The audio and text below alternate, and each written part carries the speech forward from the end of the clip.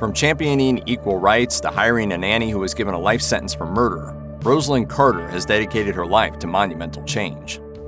Rosalynn Carter was born Eleanor Rosalind Smith on August 18, 1927 in Plains, Georgia, where she and her family led a modest but happy life.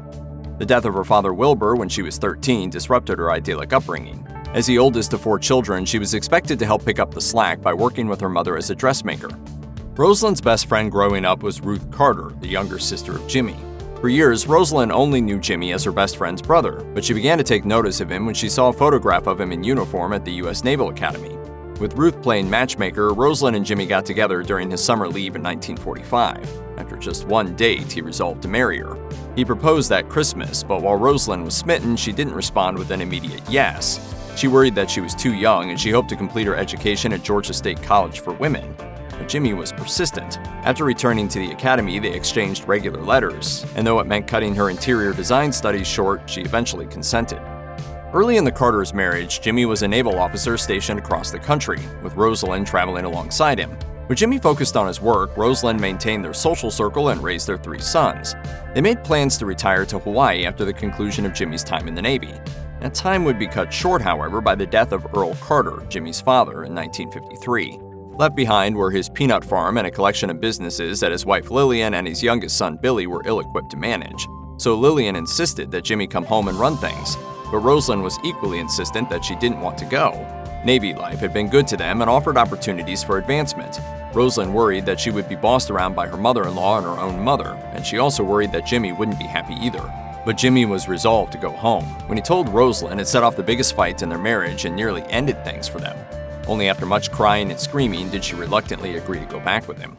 At the end of the day, we tried to become reconciled. Jimmy and Rosalynn Carter had 3 children while he was in the Navy, all sons: Jack, born in 1947, Chip, born in 1950, and Jeff, born in 1952. As Jimmy wrote in his book, A Full Life, Reflections at 90, his sons were invaluable during the roughest patch of his marriage. Rosalynn was so upset at Jimmy for abandoning his naval career to come home to Plains that she only spoke to him through Jack. That arrangement eventually ended after Rosalynn and Jimmy reconciled. While he loved their boys, he also wanted another child, hopefully a girl, but Rosalynn wasn't so sure. Further complicating matters was a tumor in her uterus. Fortunately, though, it was benign, and a surgery was able to successfully remove it. Soon afterwards, she became pregnant, and on October 19, 1967, she gave birth to her daughter, Amy.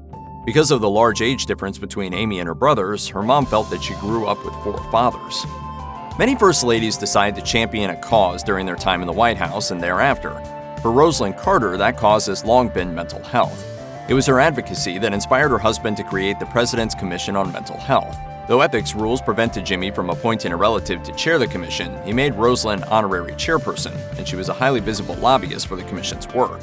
Her efforts even culminated in the passage of the Mental Health Systems Act of 1980. Rosalynn's interest in mental health predated her time in the White House. In a 2010 interview with SFGate, she recalled a time in 1970 when Jimmy was running for governor of Georgia. She met another campaign surrogate, a woman who worked night shifts, and told Rosalynn that she came home from work to look after her mentally ill daughter. It was the image of that worn-out woman, as well as additional meetings during the campaign, that moved Rosalynn to advocate on behalf of mental health services. I want my mental health work to carry on, even after there is no more stigma, which I'm not sure will come in my lifetime. In the early days of their marriage, Jimmy and Rosalynn Carter practiced a father-knows-best style of relationship. Jimmy was indisputably in charge around the house and did not discuss his work, nor did he ask Rosalynn her opinion or permission regarding major decisions. But things began to change after the Carters came home to run the family peanut farm. She had more business experience, so she took over management of the office. That didn't represent a complete change in their marital relations, however. When Jimmy launched his first political campaign in 1962 for the Georgia State Senate, he didn't say a word to Rosalynn. According to him, the real turning point came when she told him off for expecting her to pack his suitcase for the campaign trail. Even by the time he ran for president in 1976, he was still making decisions without checking with her first. As one of her husband's surrogates, Rosalynn felt that she needed to know his mind on policy regardless of their personal relationship. After the presidential election, Jimmy invited his wife to sit in on cabinet meetings. In addition to serving as an opportunity to advise her husband, this also let her better understand the topics that she was expected to explain to the American people. In the summer of 1977, Rosalynn Carter was sent on a 2-week tour of Latin America as a representative of the president. As the Washington Post reported at the time, the trip was developed as Jimmy prepared a speech on Latin American policy, though whose idea it was to send Rosalynn was hazy in recollections.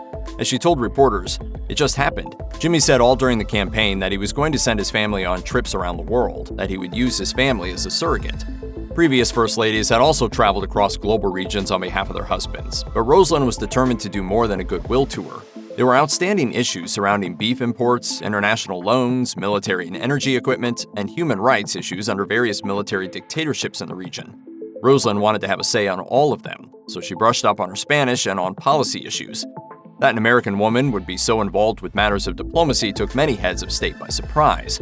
For example, the foreign minister of Brazil, which was at odds with the US at the time, didn't take too kindly to some of the subjects she brought up. But leaders of other countries reportedly spoke positively of the tour. I found goodwill and friendship everywhere I went. Jimmy Carter has enjoyed one of the most storied post-presidencies of anyone in American history. His nonprofit, the Carter Center, founded in 1982, has achieved international renown for its work on behalf of human rights and promoting democracy. Rosalynn was a co-founder who still sits on the board of trustees. She's also the chairperson behind the center's mental health task force. And that's not the only organization she's involved with. The Rosalynn Carter Institute for Caregivers was established in 1987, and it's dedicated to aiding millions of Americans who provide care for disabled or incapable adults and children. Our nation's caregivers deserve our support. Another institute co-founded by Rosalynn is Vaccinate Your Family, formerly known as Every Child by Two. This was a joint venture between her and former First Lady of Arkansas, Betty Bumpers. It was established in 1991 in response to a measles epidemic. The goal of Vaccinate Your Family is right there in its current name, which it adopted in 2018, as it seeks to promote vaccination efforts across all 50 states. As First Lady and as a philanthropist, Rosalynn Carter has championed various groups of people and broad causes. Through the Mental Health Task Force, she has worked to improve understanding and care for mental illness. Through her institutes and campaigns, she's promoted caregivers and public health initiatives. And she's also championed causes on a more human scale. In 1970, a black woman named Mary Prince got mixed up in a fight that resulted in a man getting accidentally killed. As recounted by the book The Residence, Inside the Private World of the White House, Prince was advised by her court-appointed lawyer to plead guilty to win a light sentence, but she was nevertheless given a life sentence for murder. She could have spent the rest of her days behind bars, but she found fortune as part of a trustee program that sent prisoners to work in the governor's mansion. She was tasked with caring for the infant Amy Carter, which led to her meeting Amy's mom, Rosalynn. The First Lady of Georgia subsequently became convinced of Prince's innocence. After Jimmy Carter became president, Rosalynn wrote to the parole board in Georgia to win a reprieve for Prince. Rosalynn brought Prince to the White House to act as Amy's nanny, with Jimmy as her parole officer. Prince eventually won a full pardon, and she and the Carters remained close.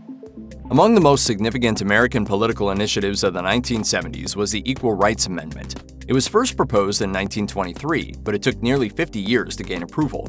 It was passed by the House of Representatives in 1971 and the Senate the following year. Under the language of the amendment that went through Congress, there would be no legal distinction on the grounds of sex in matters of divorce, property, employment, and other matters. The initial deadline for the states to ratify the amendment was 1979, and Rosalynn Carter was keen to see it adopted nationally. While her background as a Southern evangelical might not make her seem like a natural ally to feminism to modernize, a significant number of evangelicals did indeed speak out for women's rights in the 70s, and so she worked to temper the image of the ERA to make it more appealing to moderates and to the American mainstream. Equal legal opportunities are the basis of our democracy and of our quality of life. 3/4 of the states had to ratify the amendment before it could take effect. Hawaii was the first to do so in 1972. Alas, a steady momentum to the magic number of 38 states stalled in the mid-70s due to conservative pushback. The deadline for ratification was extended from 1979 to 1982. But despite the extra time and the efforts of the Carter administration, the ERA fell 3 states short. Carter would describe the amendment's failure as one of the biggest regrets of her husband's presidency. Amidst her myriad interests and causes on behalf of her fellow humans, Rosalynn Carter has also found time for the animal kingdom, and an oft-maligned branch at that. After leaving the White House, Carter became aware of the declining population of migratory monarch butterflies, so she began researching which plants native to her home state of Georgia should go in her garden to provide a friendly habitat. Her example led others in Plains to join in, and soon there was a trail of butterfly gardens running through houses, churches, and libraries. Eventually, this grew from a personal initiative to an organization known as the Rosalynn Carter Butterfly Trail. It was co-founded by Carter and Annette Wise, who currently serves as president. The trail hosts an annual symposium in Plains designed to educate the public on monarch butterfly health and how to make gardens into friendly spaces for them. The organization also has a registry for butterfly-friendly gardens.